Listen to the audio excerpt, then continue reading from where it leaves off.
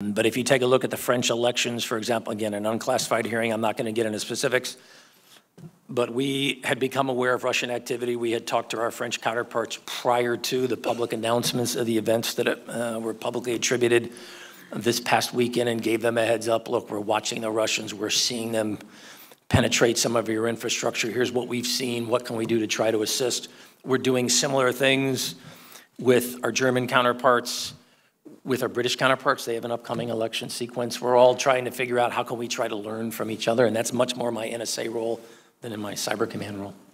When NSA first gained initial knowledge in the summer of 15 that the Russians were engaged in an effort to access political institutions, we informed the Federal Bureau of Investigation, which has overall responsibility to inform those organizations. I don't, as the director of NSA, don't deal directly with them.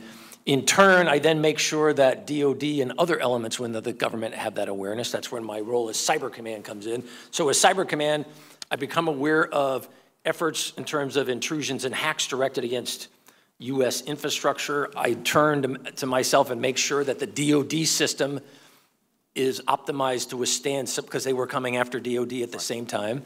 I'm trying to conceptualize in my own mind, so how are we going to bring together electronic warfare, cyber, and the information dynamic? Because it is all blurring in this digital world that we're living in. And how do we do this in an integrated way? And right now, we're not there yet. We're still trying to figure out what's the right way forward.